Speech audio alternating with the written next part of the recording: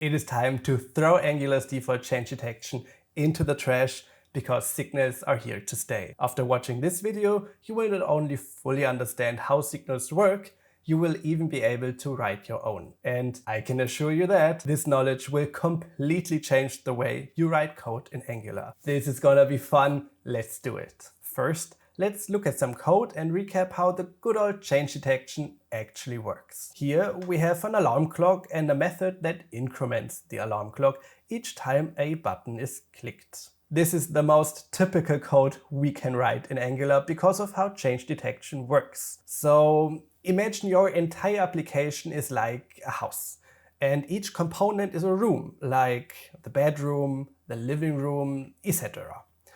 You live together with your parents. These represent Angular's default change detection. Weird, I know, but your parents could be worse, I guess. Anyway, it's 6 o'clock in the morning and you need to wake up for school. So, like the good kid you are, you set your alarm clock.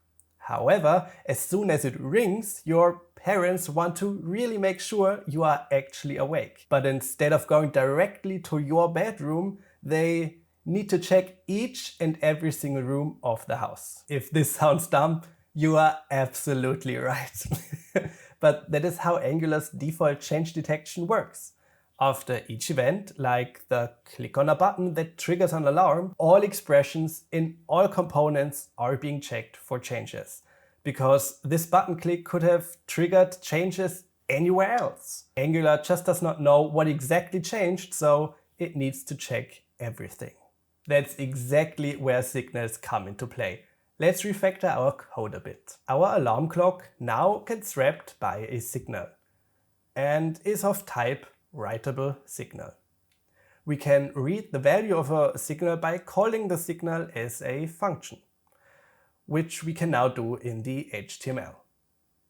Of course, we can also change the signal's value using either the set function, which sets a value directly, or the update function to compute a new value from the previous one.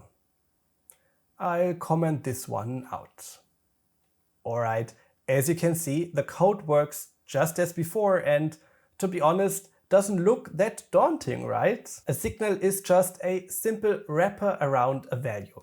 This value can really be anything: a string, a number, a boolean, even arrays and objects. And this signal does something truly amazing. When that signal value changes through set or update, it notifies any interested consumer. So Angular no longer needs to scan the entire component tree of an application. No. Thanks to the signal, it knows exactly what data has changed and updates any dependencies with it. So in our house example, those stupid parents don't need to walk from room to room to check if you are awake. No, they can go directly to your room because they know that the alarm specifically affects you and not the shower in the bathroom. It goes without saying that this promises a gigantic performance boost. If this blew your mind even a little bit, you should hit that subscribe button and let signals sink in a bit. Alright, let's move on because we can do so much more. We can create signals that derive from other signals. Let's define an isAwake signal, use computed, and specify a function. How many times do you hit the snooze button in the morning? I confess, it's 3 times for me. At the 4th time, I face the harsh reality and drag myself out of bed. So our function should return true if alarm clock is greater than 3 and false otherwise. Our HTML should output something as well. So let's add a line that checks the awake status. Essentially, we just built a dependency. IsAwake depends on alarm clock. Each time I click the button, alarm clock updates, and so do all dependencies, like our isAwake. You can also do computationally expensive stuff in here, like filtering enormous arrays. Angular keeps the value of the computed signal in the cache. Only when the source signal changes, so in our case alarm clock, the cache is no longer valid. Then, on the next read of isAwake, the value is recalculated. You may have noticed the different types of signals. This one here is a writable signal, meaning we can mutate the value through set and update functions, and therefore notify any consumers about change. This one here is read-only. Every computed signal is a read-only signal. There may be cases where you don't want to modify another signal based on the change of a source signal. This could be saving the signal's value to local storage or a database, or in the simplest case, logging for debugging reasons. So let's do just that. Let's say if alarm clock is greater than 4, we log a message to the console. Since alarm clock is inside our effect function, Angular recognizes that dependency and runs the function each time the value of alarm clock changes. So if we hit the button a couple of times, we can see the logging message appear down here. Keep in mind, just as with computed, we are not allowed to mutate signals in this effect function. If I comment this out and set the value of alarm clock, I will quickly get a runtime error. And that makes sense because we accidentally created an infinite circular update.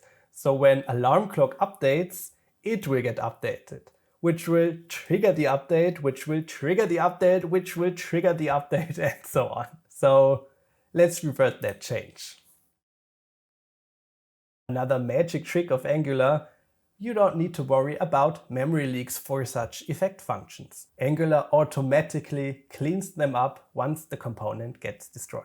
It would be pretty dull if signals are scoped to one component only. I wouldn't be nearly as excited about them if that were the case. But of course we can share signals across as many components as we want using a service.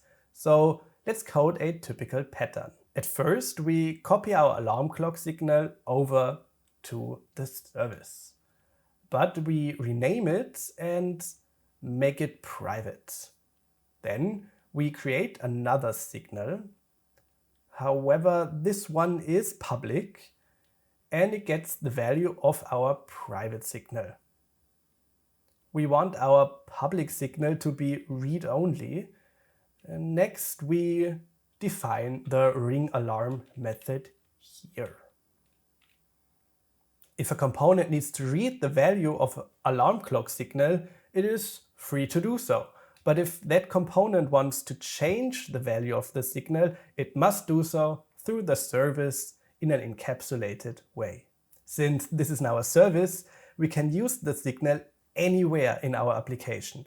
And each component that uses the signal will get updated. Isn't that cool? Now we only need to make a few changes to our bedroom component such that it implements the alarm service properly. Let's head over there to inject the alarm service into the constructor. We can remove the alarm clock signal because it is now stored in the service. In our isAwake and log success fields, we need to call the service. And the ring alarm method should also call the service. Lastly, we need to make a slight adjustment to the HTML. There you go. As you can see, the code is working just as before, this time with the signal stored in a separate service. What do you think of signals? Did you fall in love with them like I did? Or are you a little more skeptical and fear any dangerous pitfalls while using them? Tell me in the comments, and I am looking forward to seeing you in the next video.